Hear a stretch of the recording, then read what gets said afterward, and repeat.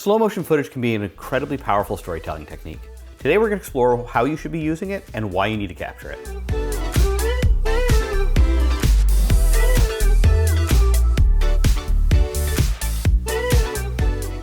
Slow motion video is stereotypically used in scenarios where people want to watch something happen that normally happens really fast in slow motion.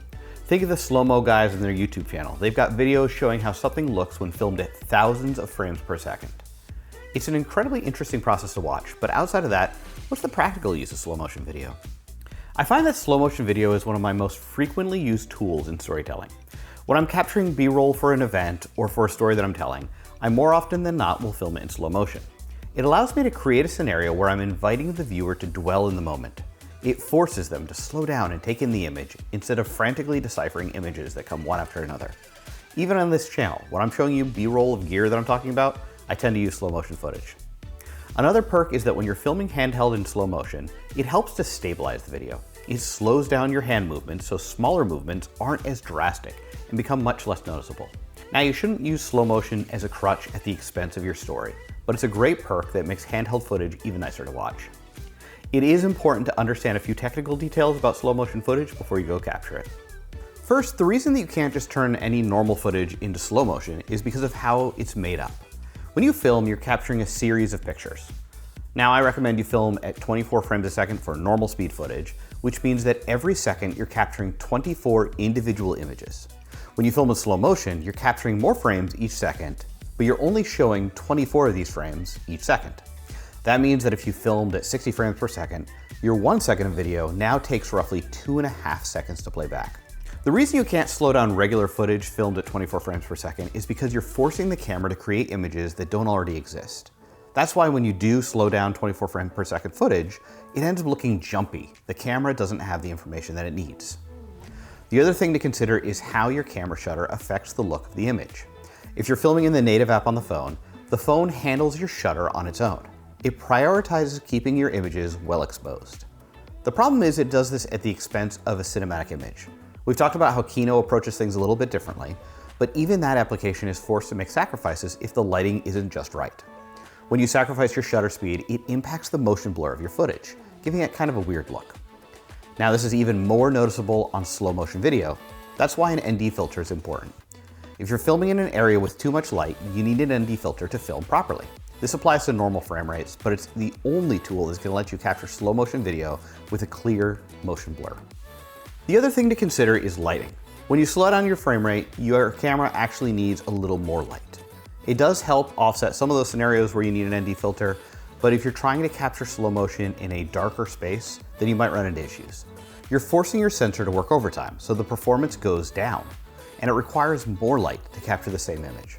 So a good rule of thumb is that if your camera is already struggling to capture properly exposed video at a normal frame rate, then stay away from slow motion unless you can add more light. The last technical detail with slow motion is that there's such a thing as too slow a video. You don't want your viewer to watch a clip and become bored because they're waiting for something to happen. It's amazing that phones can film at 120 frames per second, but honestly, for most scenarios, it's too slow.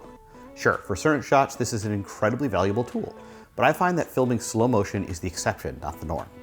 Honestly, I found even 60 frames per second to be too slow in some situations. I used to film all my B-roll at 60 frames a second, but often a shot of someone talking would look weird and drag on too long. I've recently switched to 48 frames per second being my go-to, and I find it just gives the right amount of emotion. So now that we've talked through the details, how exactly do you properly shoot slow motion video? Modern iPhones and many Android phones have three main ways to capture slow motion. First, there's the built-in option. This has been improved in recent phones, and it's the easiest to use. On an iPhone, you just change your setting from video to slow-mo, and you're off to the races. One perk of this mode is that after you've captured your shot, you can adjust exactly where the clip in the video goes to slow motion, allowing you to shift from normal speed to slow motion smoothly without needing to cut a new shot. The downside to this is that if you're capturing quite a few clips and you just want them to be slow from start to finish, you need to manually go in and shift your slow motion sections for each individual clip and then make sure you save that. The next option is to set your frame rate to the slower frame rate and change the speed in post when you're editing.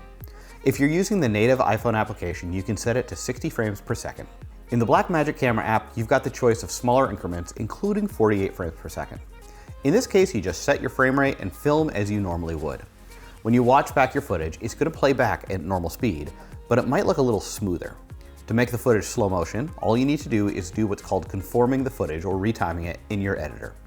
In an editor like DaVinci Resolve, it's as simple as selecting your footage and changing the frame rate.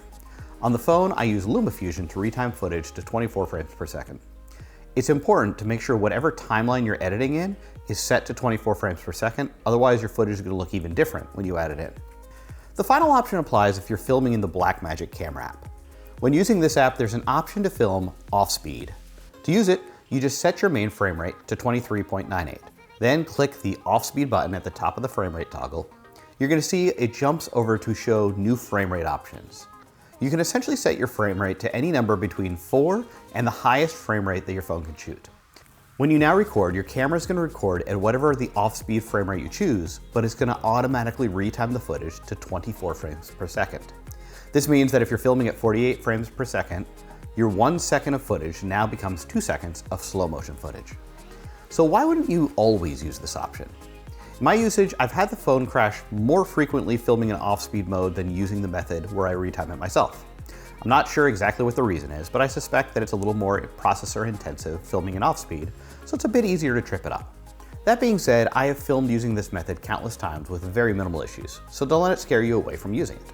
As goes with anything, test it out on your phone to see the limitations that you run into and to get an understanding of the feature. There is one last thing to keep in mind when you're filming in slow motion: sound. If you film slow motion video, your camera might still capture audio. That being said, the audio is going to be slowed down as well. It is not always the most pleasant sound, so just brace yourself and remember that it's not the visuals that are the only things that are slowed down.